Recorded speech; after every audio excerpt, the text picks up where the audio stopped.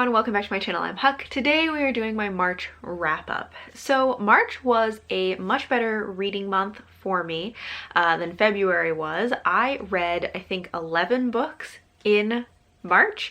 6 of those were like contemporary romances because at the beginning of the month I still wasn't quite feeling like reading because my back was still bothering me. But I was like starting to feel like maybe I wanted to read something, and contemporary romance is just sort of like a fun, easy, light comfort read kind of genre for me. So I listened to a bunch of contemporary romance audiobooks, especially Talia Hibbert. Really, I just binge read a bunch of Talia Hibbert books and then like one book that wasn't from her. And then I had a couple of other like fantasy kind of things towards the end of the month, because I was, as March wore on, I was starting to feel better and better. My back still isn't at 100% just yet, but it is doing a lot better than it was. That is the arc of my March reading. Let's just get started. The first book that I read was The Roommate Risk by Talia Hibbert, and this is a kind of friends to lovers contemporary romance. It is our main character in it. She is kind of like against relationships, but then I think like a pipe breaks in her apartment and she has to go and stay with her best friend, and he has been in love with her for years but knew that she's like not into relationships, and he's very much like a relationship person, and so they've just been best friends for a very long time, but you know, forced proximity, they're living together while her apartment is being fixed, and then they like fall in love, and you know, it was so much fun. I just love Talia Hibbert's books. You know, I think, not that I've read that much contemporary romance, but of the few that I've read, she's definitely my favorite contemporary romance author. Her romances are just so much fun. But yeah, in this one, so it is like kind of forced proximity, friends to lovers. So I really enjoyed that one. I think I gave it 4 stars. The next book that I read was That Kind of Guy by Talia Hibbert, which is the 3rd book, I think, in the Ravenswood trilogy. I've kind of slowly been making my way through this trilogy. It's another, of course, contemporary romance. Honestly, some of these books are kind of like blending together in my mind because I read them so quickly. Like most of these romances I read like each one in a single day, and kind of they were all very close together, so they're a little bit blending in my mind. In this one, we are following a character named Ray who showed up in some of the earlier books. She's friends with one of the other characters from another book, and she is an author. I think that her last relationship, she was previously married, but she has since like left that marriage. She had moved to this town, Ravenswood. She is an author. She's working on a book, and there is this guy who I think is a blacksmith or something like that, and they have become friends. Also, the guy, I cannot remember his name, but he is demisexual, and so what ends up happening in this is that she gets invited to an author event that her ex-husband will be at, and she does not want to go alone because she hasn't really had any contact with him since the divorce, and she also doesn't want all of the kind of author mutual acquaintances that they have to like pity her that she's alone, and so her friend agrees to go as her fake boyfriend. They have been friends for a long time, but this sort of accelerates their friendship. They get to know each other and they become closer, and they have a romance, and I really enjoyed this one as well. I thought it was a lot of fun. You know, it has like fake dating. I really liked that it had a demisexual rep in it, and I just really have been enjoying the series. After that, I read Damaged Goods. I actually read this one as an ebook because I don't think there's an audiobook for it, but it is a novella that is in the Ravenswood series. It is following a character who in one of the books we found out about like this guy who is horrible, and he was, I think, were they married? Yes, they were married. And so we're following his now ex-wife, that she left him. So this is sort of following that character and sort of completing her arc, because we found in one of the previous books we found out about how horrible he is, and so now we get to see that she does leave him and start a new life and have a new wonderful romance. But so when she leaves him though, she is pregnant, and she goes to this like seaside town that she had visited when she was like in high school or something, and she reconnects with this guy that she had known when they were like both in high school, and they had had like a summer romance, and now they are reconnecting as adults. Not my favorite in like the whole scope of the series, but I did like having this little novella to kind of tie up that loose end of that character and show how she is you know, creating a new life for herself and finding a new, better romance for herself. The next book that I read, so I actually reread Get a Life, Chloe Brown, and Act Your Age, Eve Brown. So those were my favorite books from the Brown Sisters trilogy. I had kind of like positive but fairly neutral feelings about the middle one, Danny Brown, whatever that one is called. And so I really only wanted to reread Chloe Brown and Eve Brown, but those still are definitely my favorite Talia Hibbert books. Act Your Eve Brown is like my very most favorite of Talia Hibbert's books. So I had a great time rereading these, and still both of them 5 stars, just delightful. They were so much fun. And then the final, what's it called, romance book that I binged was my one non-Talia Hibbert romance book, which was Well Matched by Jen DeLuca. So this is the 3rd book in this series that are kind of Renaissance Festival romances, and in this we're following the romance of some characters from previous books. So one of them is the sister of one of the main characters from a previous book.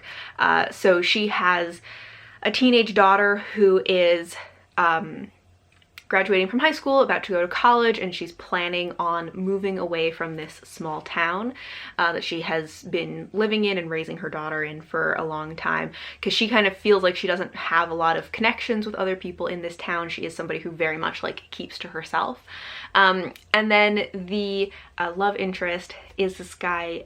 Is his name Mitch? Clearly my memory for these is like not the best, but he is a character that has shown up in previous books, because he is friends with some of the characters. He works at the Renaissance Festival every summer and works at the school during the school year, and he is well known for wearing a kilt and looking really good in it at the Renaissance Festival.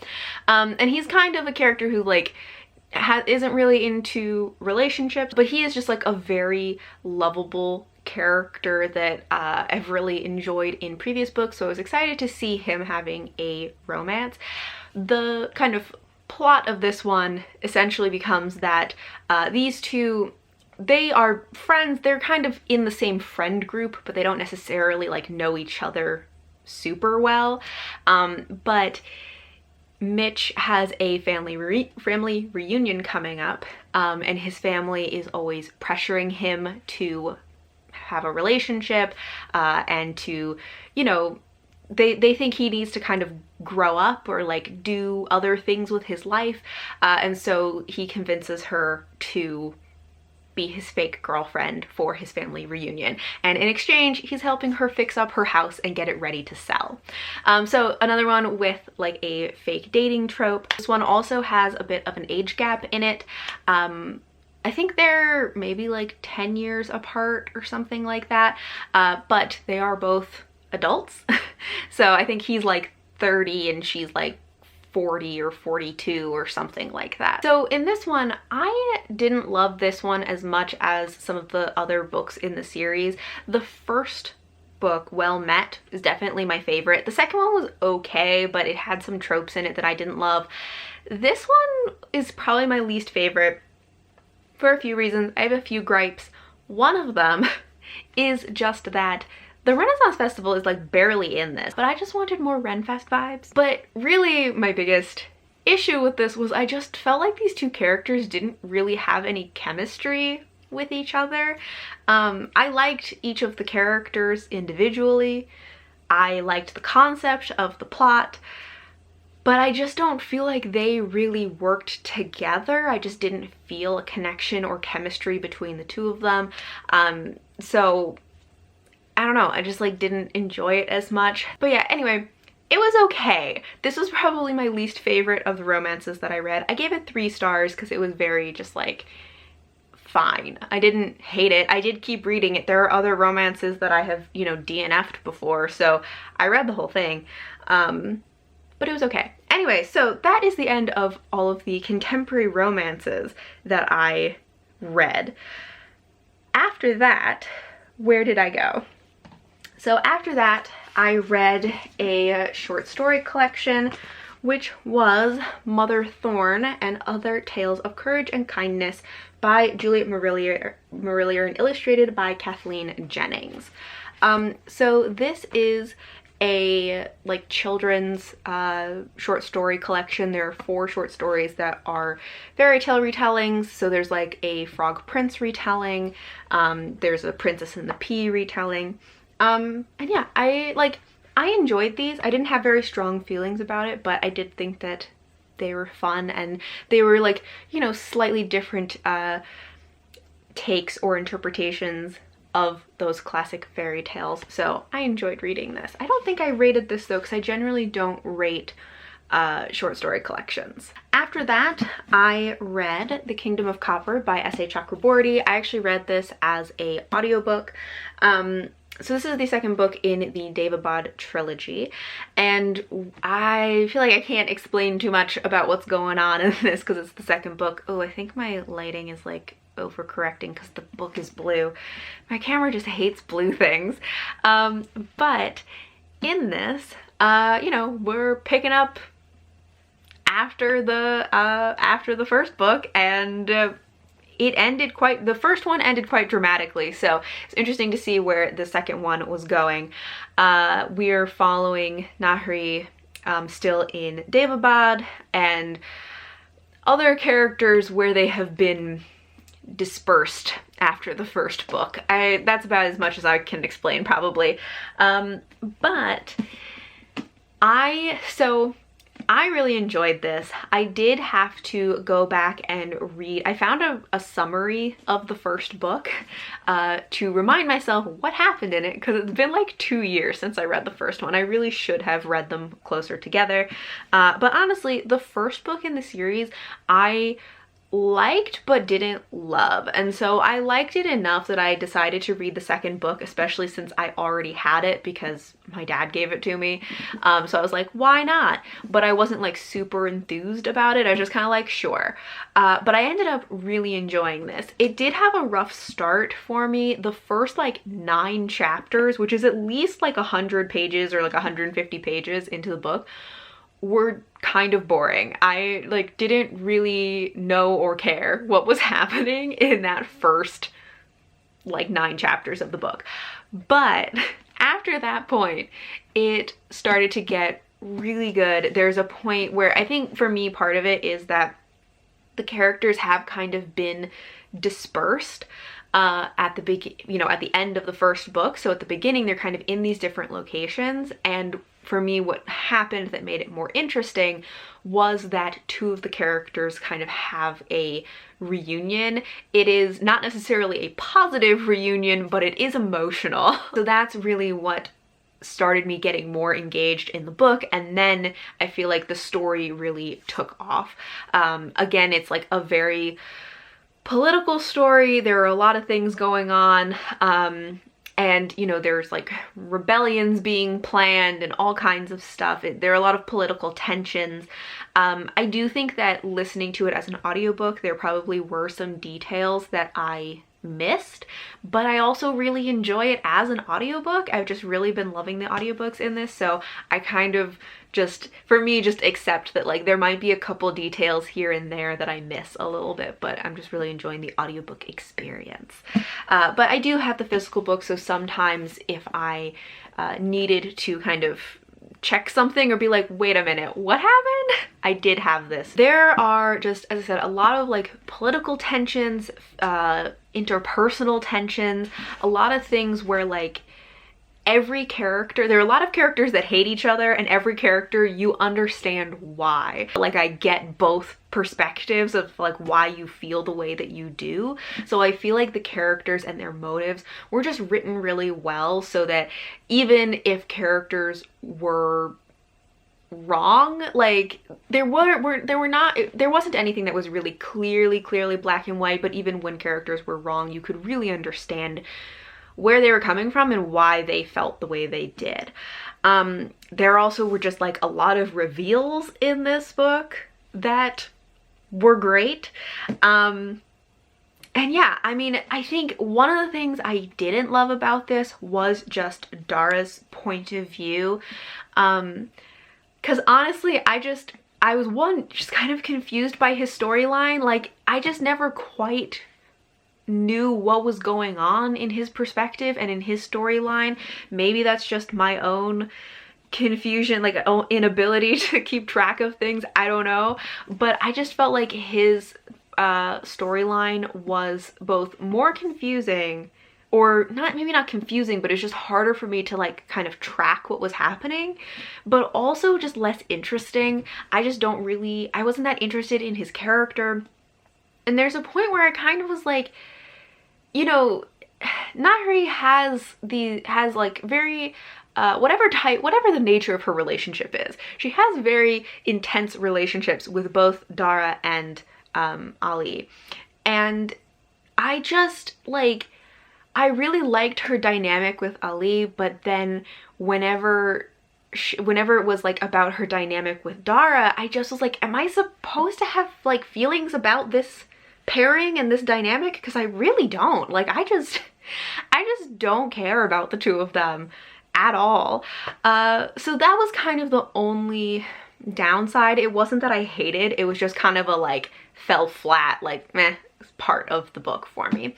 But that was a relatively minor part of it in comparison to a lot of the other things that were going on, and I just really loved it. And again, it ended in a way that I'm just like, I need to know what happens in the next book. I already bought the third book and I'm hopefully going to be reading it in April. And I gave this, I think, 4 stars. If it hadn't been for that like really like dragging first chunk of the book, it might have been higher, because after that I just like loved it so much. But with how much the beginning dragged and then feeling no feelings about Dara, I just was like, you know, we're gonna kind of average it out to a 4. After that, I read a nonfiction book, which was Laziness Does Not Exist by Darren Price. So this is about how, in especially American culture, we have so vilified rest that we treat it as laziness, and we have moralized work to essentially say the more you work, the more morally good you are as a person. So even when we take necessary and reasonable rest, we see that as laziness and as a moral failing. And I really enjoyed this, especially the first half of the book. The first half talks about like the history of what they're calling the laziness lie, which is essentially this lie that the concept of laziness even exists, and how much we have like vilified rest. And it talks about some of its history. And so I think that the first half of the book I enjoyed more because it had this more large scope perspective on like the history, context, and everything of the laziness lie and the moralization of work. The second half then went into more like individual, either individual experiences or the ways that it affects more individual people, or kind of what you can do to kind of push back against this. And I just found that a little bit less interesting. Part of it is just because the point at which the part of this that I am most interested in is more of the kind of systemic part of the way in which we treat and think about work in our society and culture. So the first half was just more like what I was looking for and what I was interested in. They use a lot of like anecdotes and stories of people, which I think worked well to illustrate their points. I did feel like sometimes there were like too many stories, and also they just seemed, it seemed like they picked stories that were kind of extremes, which again did well to illustrate their point, but I also kind of would have liked some more stories that were maybe a little less extreme, so that you could see also how these things impacted people in ways that may be more subtle but can also be just as insidious. But overall, I really liked this. I think it was really interesting.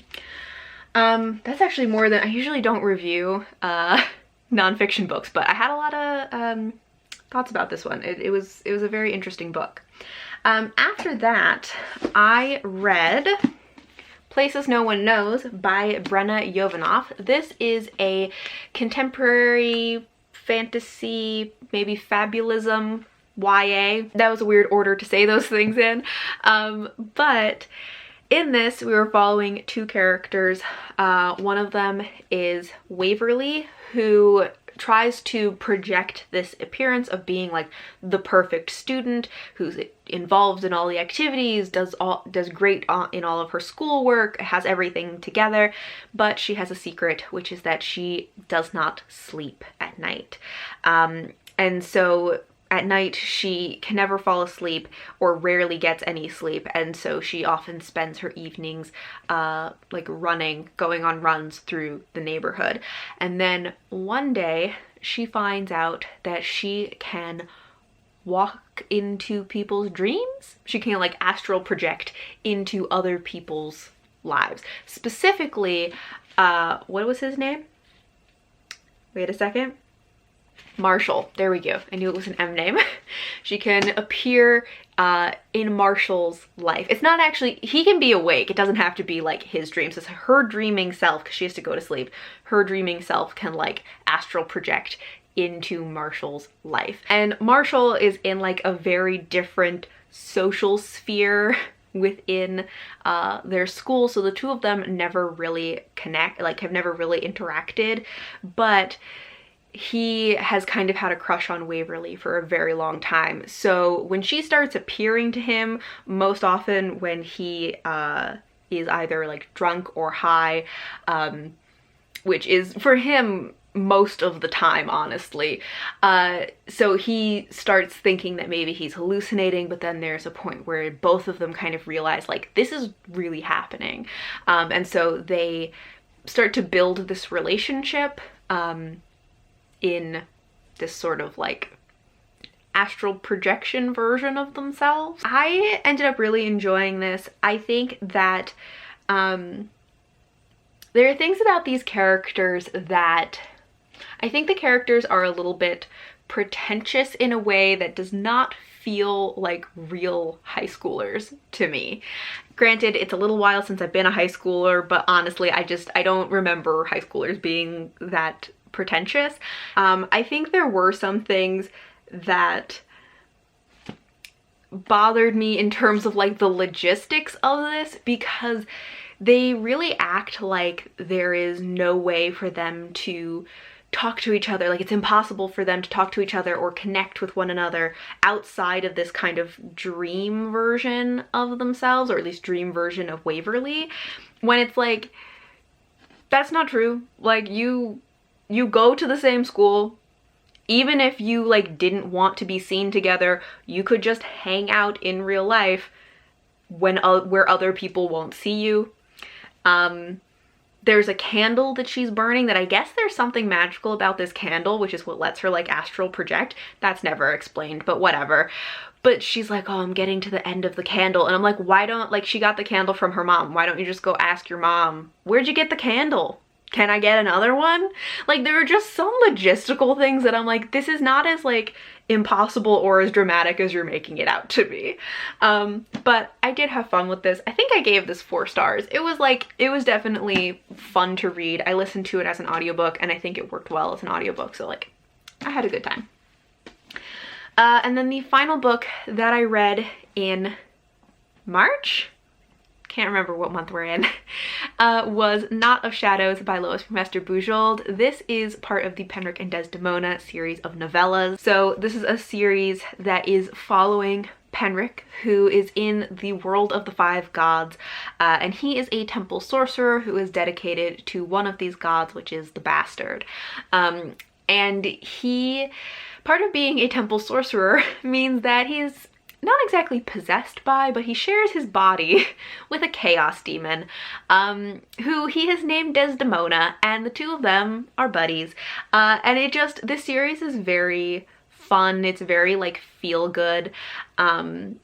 And I just really enjoy the series overall. I also really like this world. It feels very cozy, but it also has what I think is a pretty interesting magic system that's kind of based around their religion and these 5 gods.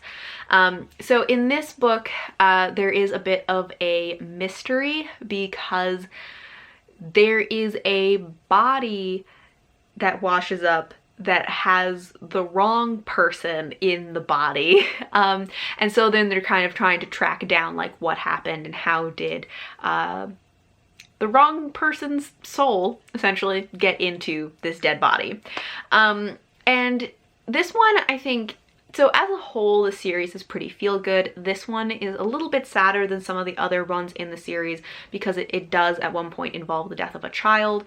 So warning for that. But overall, I still really enjoyed this book, and I just enjoy all of the installments, you know, in this series and learning more about these characters in this world and everything. So I think I gave this one 4 stars also. So those are all the books that I read in March. I would love to know if you've read any of these or what you thought of them, and just how was your March reading. I hope that, you know, the beginning of the year has been good to you for your reading and everything. We've finished, I guess, the first 3 months, so we're a quarter into the year. I'm excited about April reading, but thank you all for watching, and until next time, bye!